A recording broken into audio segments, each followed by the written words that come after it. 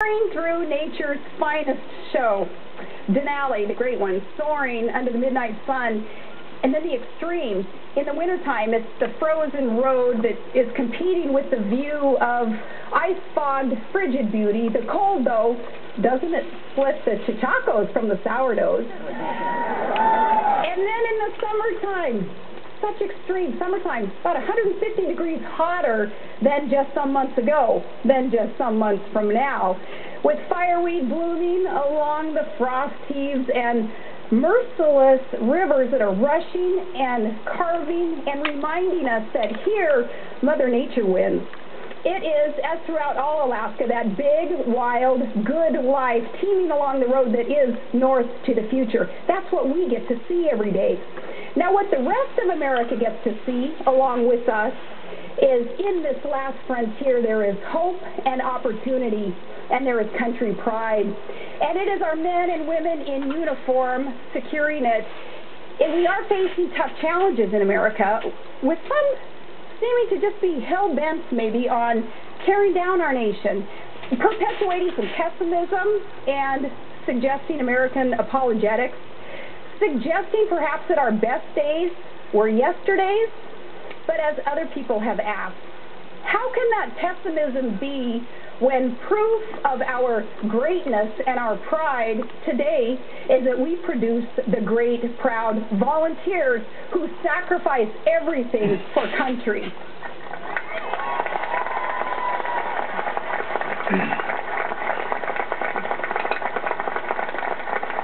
Now, this week alone, Sean Parnell and I, we were on Fort Rich, the base there, the Army Chapel, and we heard the last roll call and the sounding of taps for three very brave, very young Alaskan soldiers who just gave their all for all of us.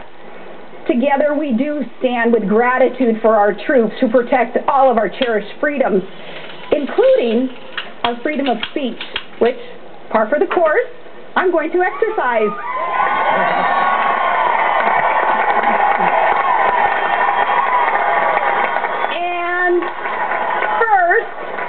Some straight talk for some, just some, in the media, because another right protected for all of us is freedom of the press.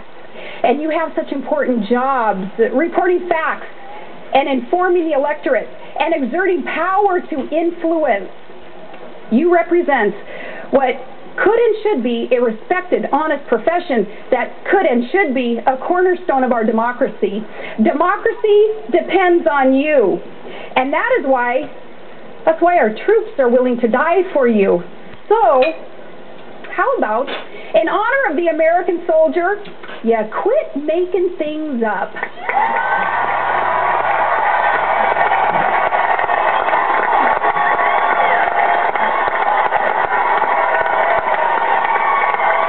This is Sunday,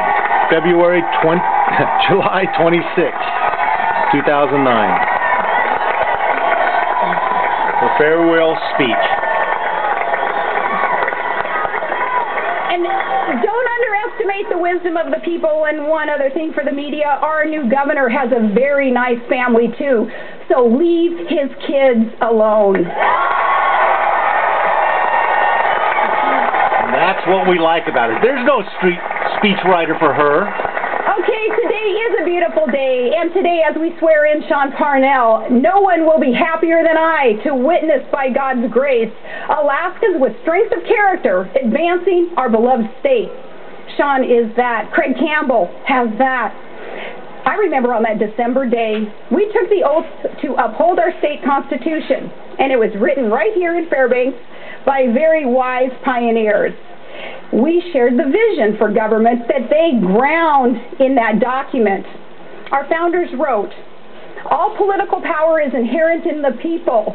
All government originates with the people. It's founded upon their will only, and it's instituted for the good of the people as a whole." Their remarkably succinct words guided us in all of our efforts in serving you and putting you first. And we have done our best to fulfill promises that I made on Alaska Day, 2005, when I first asked for the honor of serving you. Remember then, our state so desired and so deserved ethics reform. We promised it, and now it is the law. Ironically, it needs additional reform to stop blatant abuse from partisan operatives, and I hope the lawmakers will continue that reform. That's right. Almost everyone is dismissed. We promised you that you would finally see a fair return on your Alaskan-owned natural resources.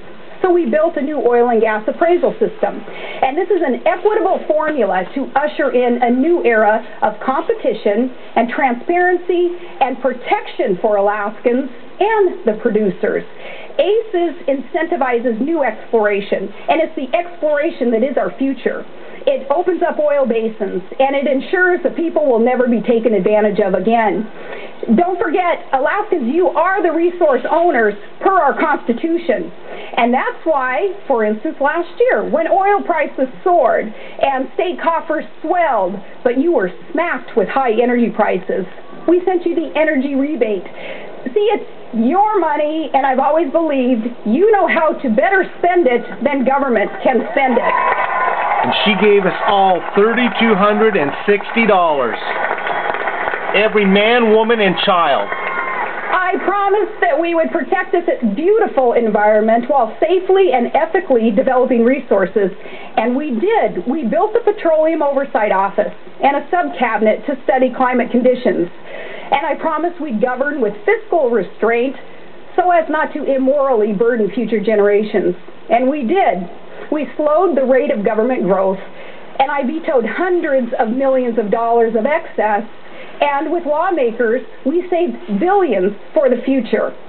I promised that we'd lead a charge to forward funding education and hold schools accountable and improve opportunities for special needs students and elevate VOTEC training, and we paid down pension debt. I promised that we would manage our fish and wildlife for abundance and that we would defend the Constitution. And we have, though outside special interest groups, they still just don't get it on this one. Let me tell you. Yeah. Alaskans need to really stick together on this with new leadership in this area especially. Encouraging new leadership. Got it. Stiffen your spine to do what's right for Alaska when the pressure mounts, because you're going to see anti-hunting, anti-Second Amendment circuses from Hollywood. And here's how they do it. They use these delicate, tiny, very talented celebrity starlets. They use Alaska as a fundraising tool for their anti-Second Amendment causes. Stand strong and remind them patriots will protect our individual guaranteed right to bear arms. And by the way, do you think we don't do the right thing up here?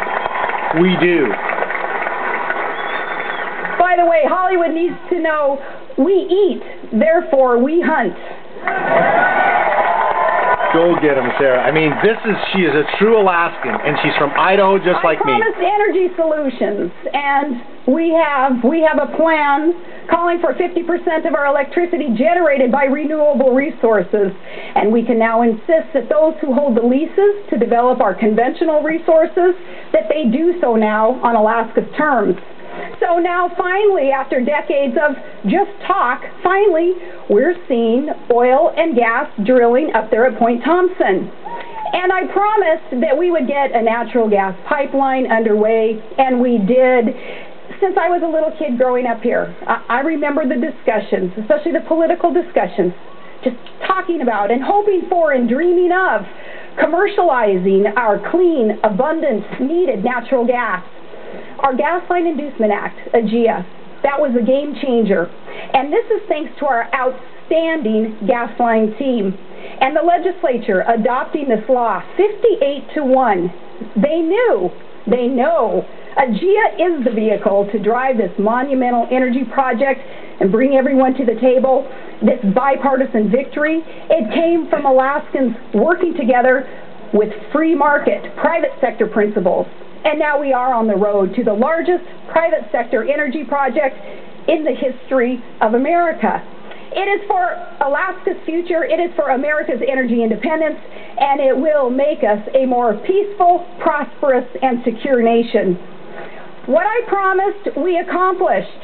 We, meaning state staff, amazing commissioners, great staff members assisting them, and conscientious Alaskans outside the bureaucracy. Tom Van Flyne and Meg Stapleton and Kristen Cole, so many others, many volunteers who just stepped up to the challenge as good Alaskans. But nothing could have succeeded without my right-hand man, Chris Perry. She is the sharpest, boldest, hardest-working partner. Chris is my right-hand man, and much success is due to Chris. Don't know Chris, but I believe her.